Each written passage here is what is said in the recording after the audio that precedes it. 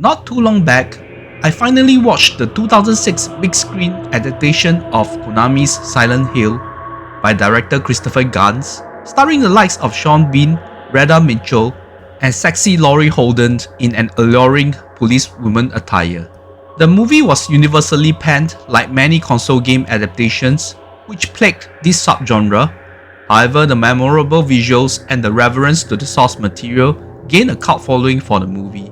In my recent reviews, I had reviewed John Su's Detention from 2019 and talked about Hard Eyes director Josh Ruben's earlier movie, Werewolves Within, both of which, like Silent Hill, were live-action movie adaptations of console or computer games of the horror genre.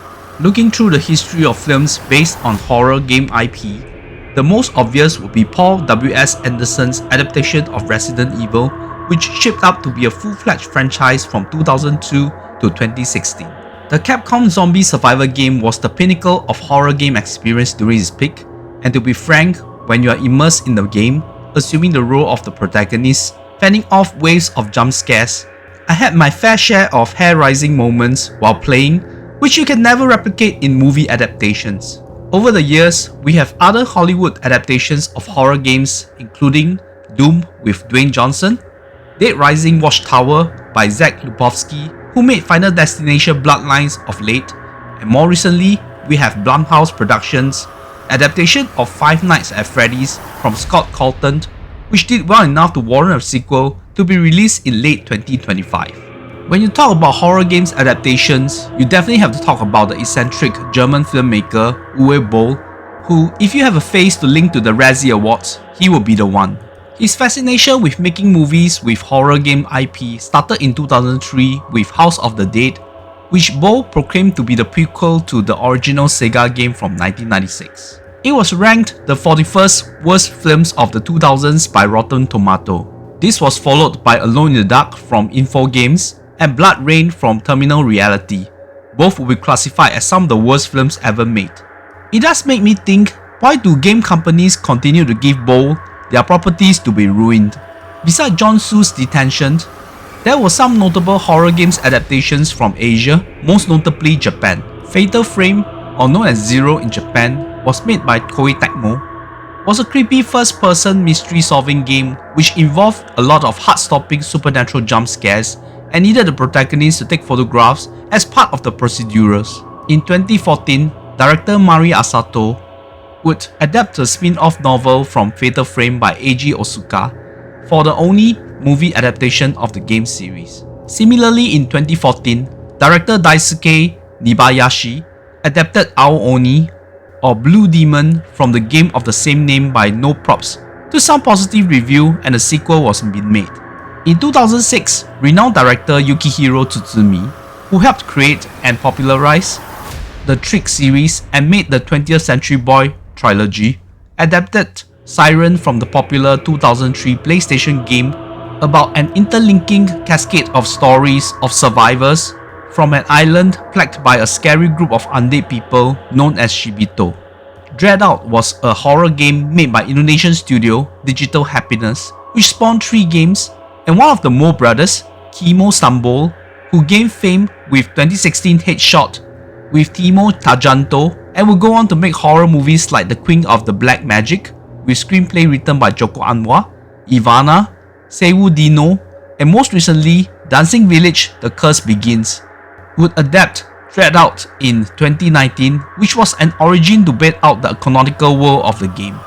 We should not complete this lengthy lead-in to the movie review without talking about showrunners Craig Mazin and Neil Druckmann's HBO TV series adaptation of Naughty Dog's uber-popular The Last of Us, which Druckmann was instrumental in creating.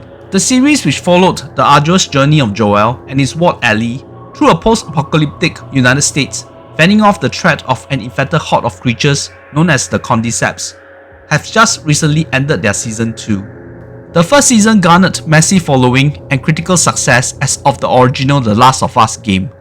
However, the second season was not without its controversy, which I shall not delve into, but I was one of those totally disillusioned by the storyline and the direction of the series had gone. In 2025, Swedish director David F Sandberg, with a screenplay written by Gary Doberman, who did the remake of Salem's Lot, reviewed on this channel, and Doberman based his screenplay on the draft by Blair Butler, we have an adaptation of Until Dawn, a horror game developed by Supermassive Games solely for the Sony PlayStation 4 platform in 2015. Having not played the game and reading through the plot, which involved our protagonist Josh, who was acted and motion captured by Academy Award winning actor Rami Malek, trying to uncover the mystery of the disappearance of his twin sisters at the fictitious Blackwood Mountain, only to be embroiled in a survival game battling the cryptic Wendigos in an underground mine. Blair Butler's general plot for the movie adaptation went a total 360, and it was hard to recreate the butterfly effect style of storytelling which the game was based upon. In replacement, it used the time loop mechanism, which can be polarizing to audience, namely my wife who hated this kind of storytelling. This movie adaptation had our protagonist Clover trying to look for her sister Melanie at the mining town of Glore Valley. Clover had managed to rope in some friends in this death-defying mission when some of the most incredulous plot elements, like characters having to be killed for many nights before turning into Wendigo, and there was no real explanation for the likes of a masked assailant and spiked tap water that can cause a person to self-explode. Peter Stormare would reprise his role in the game Dr. Alan Hill, yet it was totally flipped from the source material as well. The group of young people would slowly unravel the mysteries shrouding the location, Hill's motives, and Mel's disappearance. Once again, the trope of the expository video recording to uncover the truth. This time round, the whole myth of the 13 Nights, the time loop, and the Wendigos. The visual composition was interesting, but the explanation was shoddy. Plot issues aside, Until Dawn was a breeze to sit through.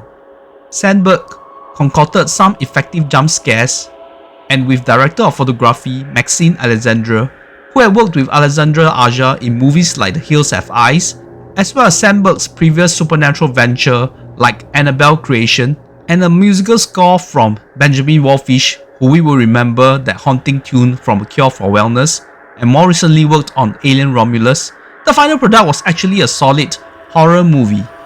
For director David F Sandberg, after his strong emergence with the feature-length version of Lights Out and working with Doberman in Annabelle Creation, this was a return into the horror genre after two indifferent Shazam movies. As audience, it was not hard to be aware of his innate talent in this genre. Peter Stormare was easy to assimilate into that shifty character in the grand scheme of things, but as for the young cast, while Yoo Ji-young as the psychic Megan drew a lot of praise for her performance, the rest was just fine. Imagine having Rami Malek in the cast would definitely spice things up. Nepo Baby of the Week belongs to Odessa Izon, who looked like a frizzy-haired Rhea Ripley from WWE, was actually the daughter of one Pamela Adlon, a comedian who shone in TV sitcoms like Californication and Louie. He stated that the game and this movie adaptation paid a lot of homage to classic horror features, none more so in this particular scene with a movie from one Sam Raimi. I really do not know if a thorough explanation of the time loop and the mechanism behind it would work, but at least the filmmakers should try it. Until Dawn was still a nifty, supernatural slasher horror feature that had been compared favourably to a bona fide success like The Cabin in the Wood. I'm rewarding the movie a 7 out of 10, but do not envision this to be propping up my top 10 list at the end of 2025. Hope you had enjoyed my hefty coverage of movies that have been adapted from horror video games. Which would be your favourite? Do leave a comment and share with everyone on this channel. I'm truly grateful if you could subscribe to my channel if you have not. Speaking of movies making into my year-end top 10 list, Ryan Coogler's Sinners is perhaps the real candidate to be in there without a shadow of a doubt.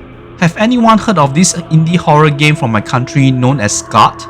Published by Coax Studio, the game by developer Chu Bing-yong would be a nice transition to the big screen. Perhaps a decent director from the region could try embarking on an adaptation.